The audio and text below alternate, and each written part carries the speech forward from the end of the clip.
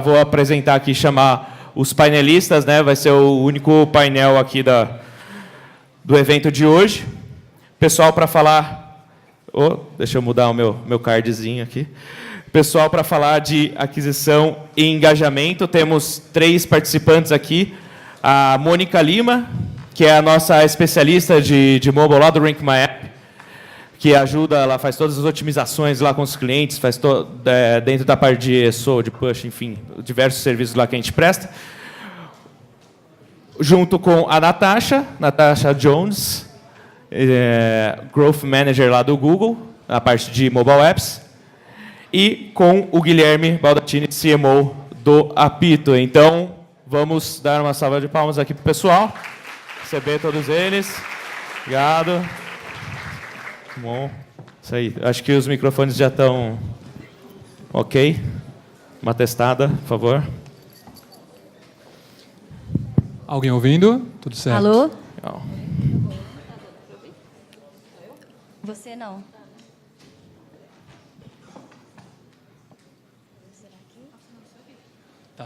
Tá funcionando? Alô? O meu tá.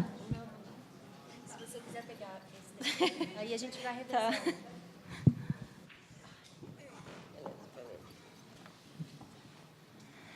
Beleza, gente, boa tarde. Obrigada aí por estarem até agora nesse calor, aproveitando todo o conteúdo que a gente preparou para vocês. Espero que esteja sendo muito rico. Eu estou aqui, a gente vai falar sobre aquisição de usuários, a gente vai falar sobre engajamento, sobre algumas métricas, sobre algumas técnicas de aquisição mesmo e trocar um pouco das nossas experiências. Então, eu estou aqui com a Natasha e o Guilherme. Eu vou deixar eles se apresentarem um pouco, depois a gente começa aí as discussões. Posso começar? Então, eu sou o Guilherme, hoje eu sou CMO do Apito. Falando um pouco aí da minha experiência com o aplicativo. Então, antes do Apito, eu trabalhava no Itaú, na área de marketing do Itaú especificamente. E lá eu era responsável pela frente de seguros digitais e por capitalização, o PIC, né, aquele que o gerente tenta vender toda vez que vocês vão por lá. Eu era um dos capetinhas por trás disso. E a minha primeira experiência com o aplicativo foi justamente lá para colocar o produto de capitalização e seguro dentro do aplicativo do Itaú. Então, foi a primeira interface, ali trabalhando em cima da campanha de aquisição e também pensando em como estipular esses produtos. E depois, um projeto que veio paralelo e agora é meu único projeto, que é o Apito. Para quem não conhece, o Apito é uma startup de futebol. A gente é um aplicativo que conecta as pessoas para jogarem bola. Muito legal, pesquisem aí depois, inclusive. E hoje eu estou muito focado na parte de aquisição e retenção também. E basicamente isso. Legal. Você, Nath? Legal, Gui. Bom, meu nome é Natasha. Eu sou economista de formação, mas já tem alguns anos que eu não trabalho com nada a ver com economia. Já tem uns anos que eu trabalho com digital e startups. No ano passado, eu passei pelo Rank, comecei como account manager, dando todo o suporte para clientes, otimizações, App Store Optimization. E no Rank eu assumi a área de produto e logo após entrei para o Google. No Google eu faço parte de um time que chama App Dev. É um time basicamente focado em aplicativos. Então, tirando as verticais, que são os clientes maiores dentro do Google, nosso time é um time bem enxuto e a gente atende praticamente todos os aplicativos do Brasil. Eu, particularmente, lidero a parte de Accelerate, que é uma área que eu converso especialmente com startups e desenvolvedores, mas eu posso falar também com empresas grandes, mas que estão no início da estratégia do aplicativo. Então, por exemplo, um banco que acabou de lançar um aplicativo no mercado. Então, basicamente, eu lidero essa parte de novas contas. Bom, é isso. Sim, obrigada. Eu também, dentro da Rank, eu sou, como o Bruno falou, sou especialista da parte de ASO, de Optimization, de Push, de toda a parte de estratégia de Mobile Acquisition. Então, para começar o nosso debate, eu queria perguntar um pouco para a Nath como que você vê essas etapas de crescimento do app. Então, como que o app pode identificar qual estágio que ele está, como que ele pode, enfim, definir as estratégias a partir disso. Beleza. Bom, Mônica, eu dividiria o ciclo de vida dos aplicativos em 3 grandes momentos. Um primeiro momento é um momento de desenvolvimento. Parece óbvio, mas nesse momento é um momento crucial, porque você precisa realmente validar quem é seu target, validar quem é a sua audiência. Então, você basicamente é um MVP e você precisa responder várias hipóteses e, enfim, responder várias perguntas. Quem é minha audiência? Quem são as pessoas que eu quero atingir? Um segundo momento é a monetização. Então, quem que pagaria pelo meu aplicativo? As pessoas estão dispostas a pagar por isso? Se elas estão dispostas, quanto que elas estão dispostas a pagar?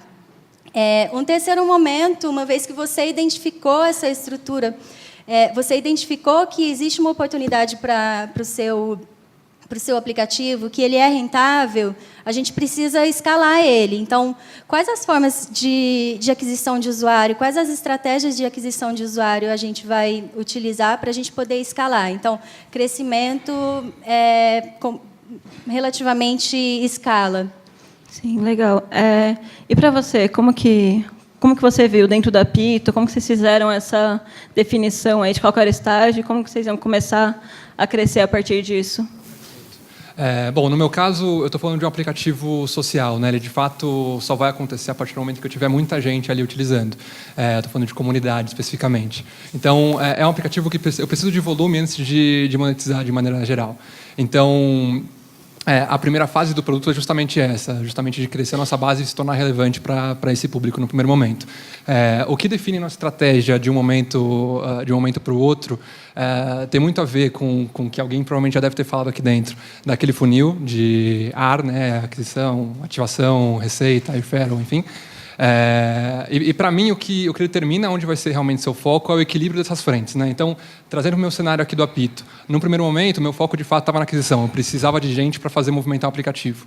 A partir do momento que isso foi atingido, a gente entendeu que a retenção poderia ser melhorada. Então, meu foco passou a ser muito mais retenção do que aquisição. Hoje, o estágio que a gente está é como, de fato, eu consigo trazer a receita a partir dessa retenção que a gente conseguiu alcançar. Então, de fato, você ter essa visão holística do seu negócio, eu acho que ajuda muito na definição de estratégia, como a gente costuma seguir por lá. Legal. E dentro de cada uma dessas etapas, a gente sabe que a métrica mais importante não é só o download. O download é só uma das métricas dentro das milhares que a gente pode analisar e dos KPIs que tem aí dentro de cada estágio do app. Então, eu queria saber de você, Nath, quais são os KPIs que você acha que os aplicativos sempre têm que ficar de olho e como que a gente pode aí identificar e acompanhar, traquear essas métricas? Legal. Considerando esses 3 estágios, pessoal, crescimento, monetização e crescimento, para cada um deles vai existir uma estratégia diferente. Por exemplo, quando você começa com um aplicativo, obviamente você precisa de um fluxo contínuo de usuários. Você pode adquirir esses usuários por N formas, N maneiras, organicamente, por meio de estratégias de ASO, de App Store Optimization, que o pessoal da RankMyApp faz isso muito bem. Você pode adquirir isso no Word to Mouth, então você divulga o seu aplicativo publicamente. E você pode acelerar esse processo com mídias pagas. E para cada um desses processos, você precisa ter métricas que façam sentido e que elas vão um pouco além do download. Uma coisa que o Gui falou, e eu acho essencial, é você realmente saber acompanhar dentro do seu aplicativo, você ter muito bem mapeado os eventos dele.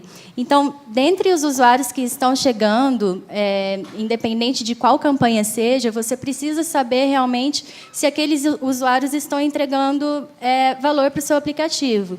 Então, se você faz uma campanha paga, por exemplo, você precisa saber exatamente qual o percentual de pessoas que, por exemplo, num app de e-commerce, qual o percentual de pessoas que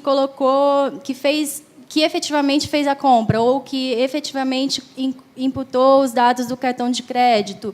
Pensando assim, num funil, então, partindo do princípio que o usuário ele entrou no app, então, traçando esse funil de uma forma bem palpável, você vai conseguindo responder várias perguntas, que não só a pergunta de aquisição de usuários, e sim de validação de produto, por exemplo. Então, o papel da aquisição de usuários em todas essas etapas é essencial.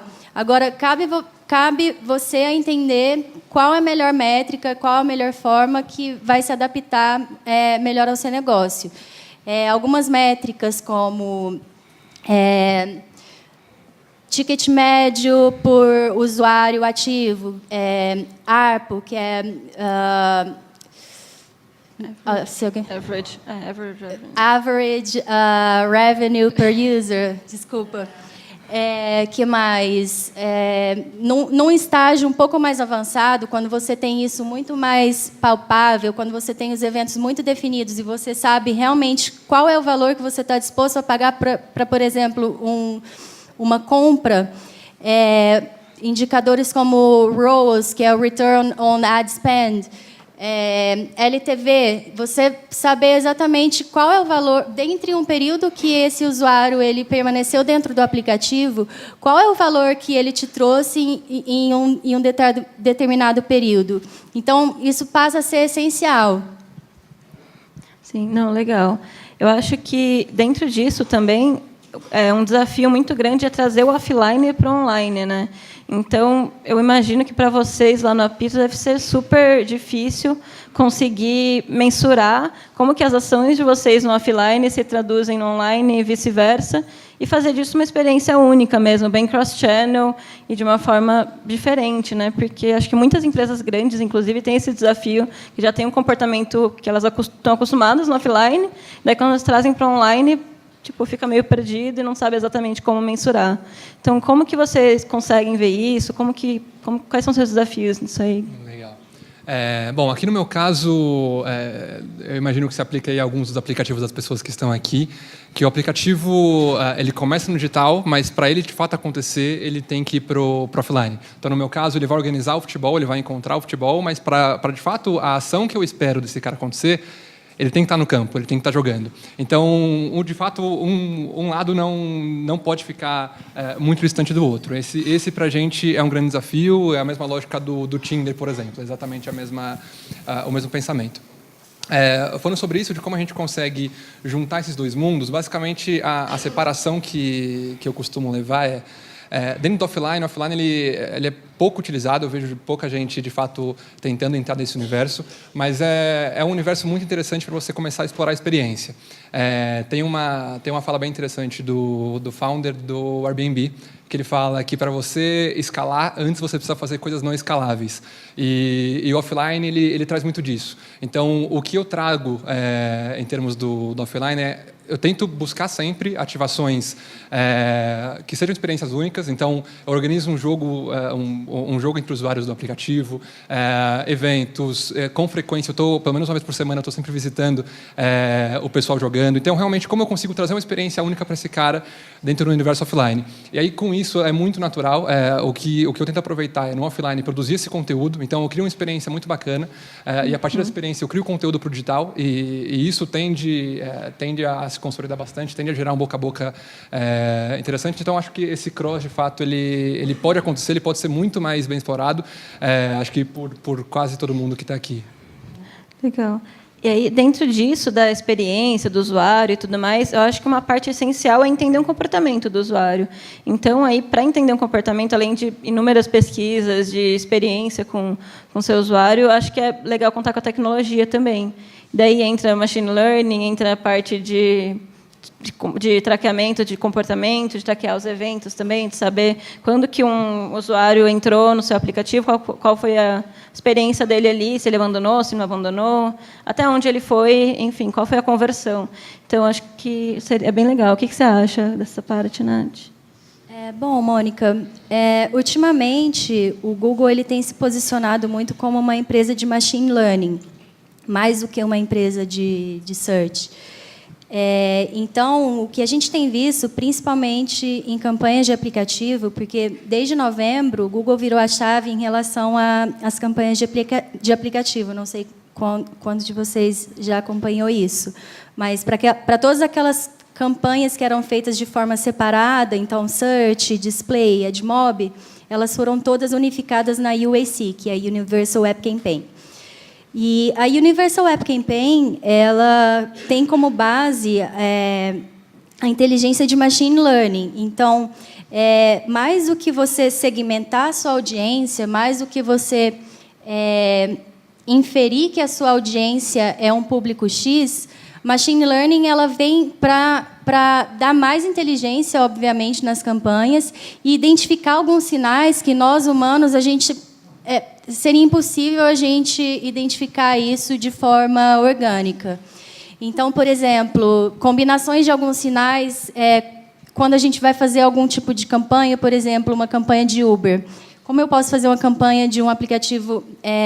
Por exemplo, eu posso considerar alguns aplicativos semelhantes, alguns comportamentos de buscas combinados a, por exemplo, faixa etária. Então, isso tudo ele vai levando em consideração, ele vai combinando, a machine learning vai combinando esses sinais e direciona esse anúncio, enfim, independente de onde esse usuário esteja, independente se ele estiver em search, independente se ele estiver em display. Então, é muito mais assim, menos você segmentar a sua audiência e mais você deixar a máquina trabalhar para si mesmo, para você mesmo. É claro que não é muito fácil isso, você precisa dar sinais para que essa máquina entenda. Então, é preciso ter os eventos mapeados, bem definidos, para que você diga, olha, eu preciso de um usuário que ele faça a compra, que ele faça o checkout. Então, ela vai captar esses sinais de usuários que já fizeram esse checkout num app de e-commerce, por exemplo. Bom, acho que machine learning vem para revolucionar aí o mercado de aquisição de usuário, enfim, de growth. E só colocando um exemplo aqui que é super válido, e eu gosto sempre de... Eu ia pedir para você citar esse exemplo. Eu gosto sempre de levar esse exemplo, que a gente tem um Product Manager lá no Google, e a gente sempre leva esse exemplo depois do que ele apresentou para nós. Ele mostrou uma screenshot da sogra dele, que é uma velhinha, e nessa screenshot estava o ranking do Angry Birds, e ela lá no ranking do Angry Birds como a heavy user de Angry Birds.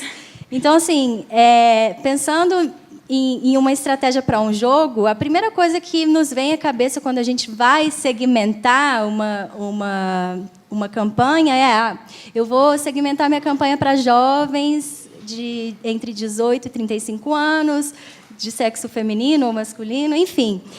E a gente nunca imagina que os heavy users são esses usuários. Então, se a gente tivesse segmentado essa campanha para esse determinado público, a gente perderia esse heavy user, que é essa velhinha que está lá o dia inteiro, né, aposentada, então ela está jogando loucamente o Angry Birds dela. Então, é muito mais do que a gente segmentar, a gente inferir essas audiências, supostas audiências, mas dar esses outros sinais, dar essa inteligência para que a máquina consiga captar esses sinais de qual é o usuário ideal. Sim, eu acho isso muito legal, esse exemplo, inclusive, porque a gente, às vezes, tem um estigma de meu usuário ideal é um cara XYZ, com a idade que mora em tal lugar, e, às vezes, não é. Então, a gente, com a ajuda da tecnologia e diversas outras pesquisas, a gente consegue identificar e ser muito mais assertivo nas campanhas e etc. Dentro do Apito, eu sei que vocês têm várias experiências com relação a isso, de comportamento de usuário, de identificar, localização também, que é uma coisa super importante para vocês. Então, eu queria que você comentar algum exemplo também específico sobre isso, alguma experiência, curiosidade. Legal.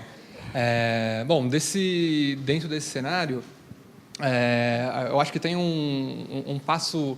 Antes de tudo isso, eu super de acordo aqui com tudo que foi falado, mas tem um passo que eu acho que ele tem que ser também considerado, que é de fato de você vestir a carapuça do usuário. Assim, é difícil a gente se colocar no lugar do usuário, a gente fala que se coloca, mas é difícil a gente de fato se colocar.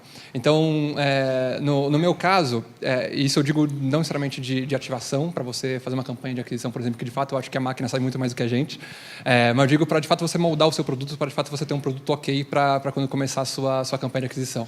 Então, uma coisa que a gente fez bastante nessa fase foi pesquisa de fato, assim, com usuário, com não usuários, com organizadores, seja ela qualitativa, seja ela quantitativa. Então, nessa fase de mudança que a gente teve do aplicativo, que a gente relançou, foi muita fase de entendimento, onde foram mais de 600 pessoas abordadas justamente para a gente tentar construir uma coisa bacana para esse pessoal. E aí, quando eu falo realmente de vestir a carapuça, de estar onde o cara está. Então, no meu caso, como o cara joga futebol, nada melhor do que eu ir jogar futebol com esse cara. Então, é uma ação que eu costumo fazer 4 toda semana, por gosto, eu gosto também, mas é meu trabalho, né? Então, eu acompanho, eu estou junto com esses caras jogando bola, eu entendo qual é o comportamento, o que esse cara fala, como esse cara se comporta, como ele de fato está usando esse aplicativo no futebol dele, e isso traz muito insight, muito insight. Então, foi com esse tipo de conduta, com esse tipo de pesquisa que a gente de fato conseguiu entender qual que é a nossa proposta de valor do aplicativo mesmo. A gente começou com a ideia, por exemplo, de conectar pessoas para jogar bola, e de fato a gente entendeu depois que esse propósito é legal, mas o que pesa mesmo é a proposta de videogame da vida real. Então hoje nosso foco está muito mais na gamificação do que isso. Isso só se deu de fato a partir do momento que a gente vestiu a carapuça ali do cara. Legal. Gente, o nosso tempo está quase acabando, para a gente poder abrir para perguntas e tudo mais, então eu queria que vocês dessem uma consideração final, uma dica final aí para quem está começando, desde empresas grandes que estão começando o app agora, até o pessoal que está começando a desenvolver, como que eles podem olhar para esse mundo e entender esse mundo de aplicativos?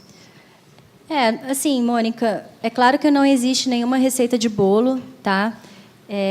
Mas um dos princípios mais básicos que eu tento sempre catequizar com as pessoas que eu falo é entender bem o seu usuário.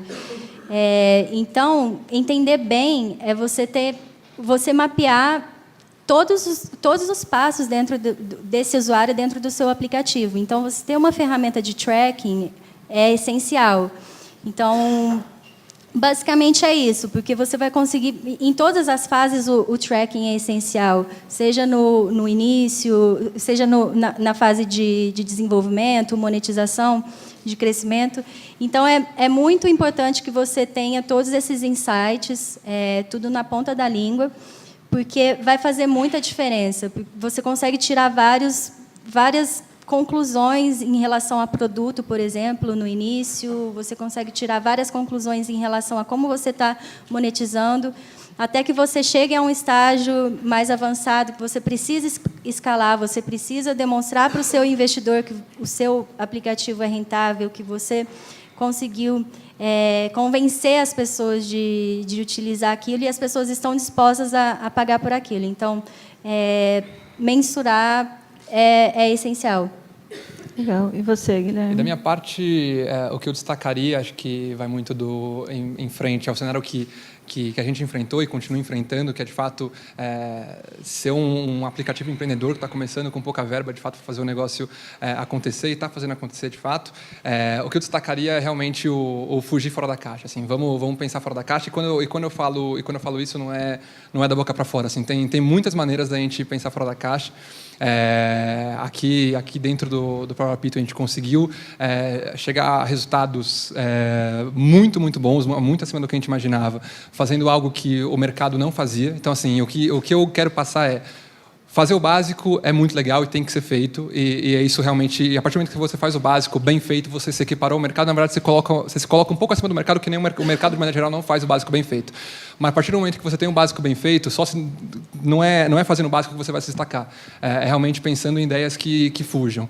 Nenhuma startup gigantesca chegou onde chegou só na mídia tradicional, só fazendo o que todo mundo fazia. Realmente é pensar fora da caixa e um pouco mais além disso. Ser um pouco disruptivo, né?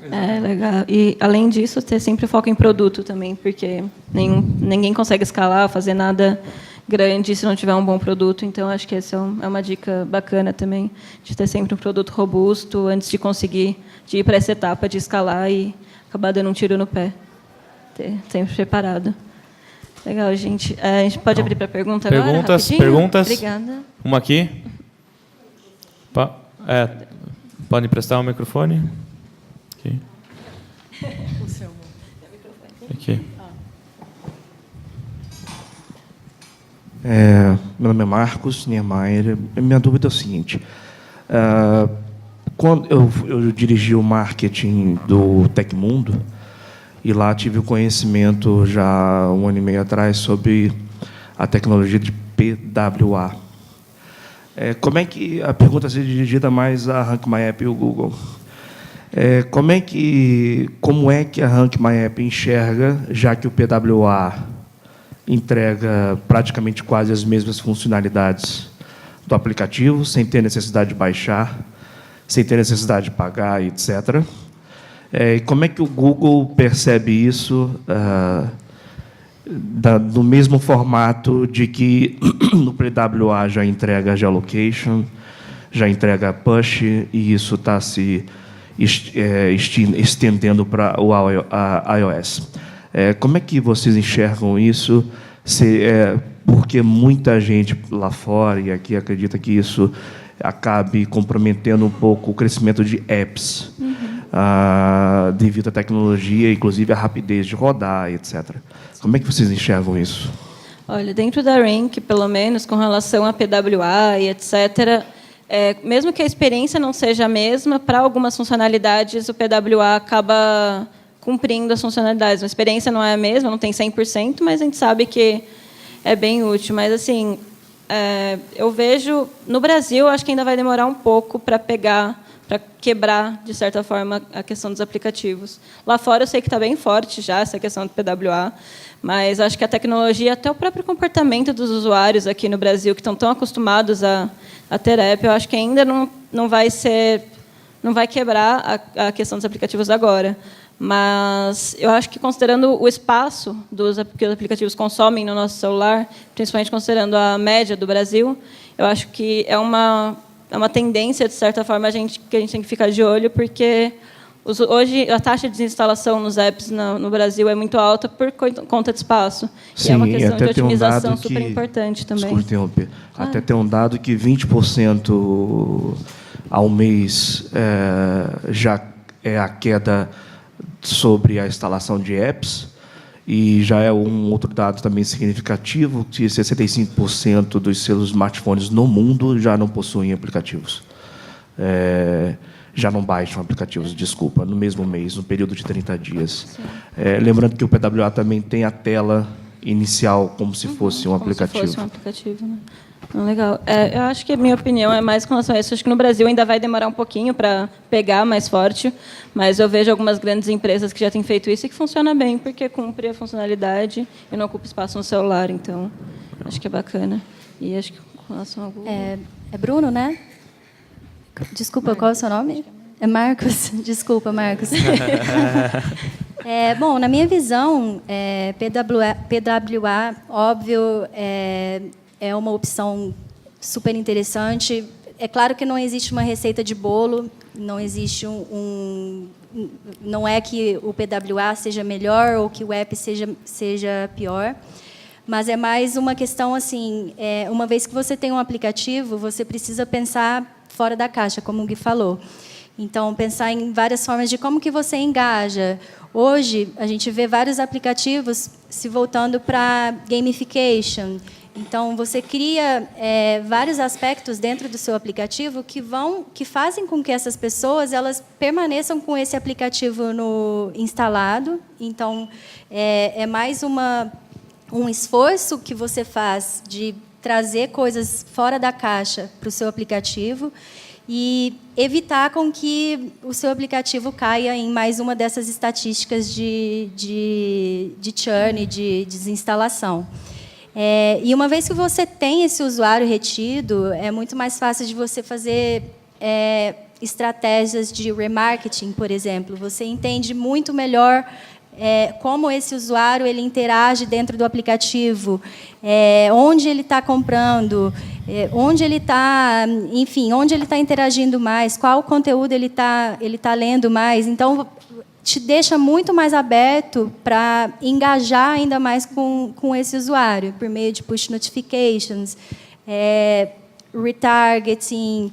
Então, é muito mais interessante do ponto de vista de você fazer ações após a instalação do que um PWA. É claro que a gente também tem que levar em consideração o peso do aplicativo dentro do dispositivo, mas esse é o grande desafio dos aplicativos hoje em dia.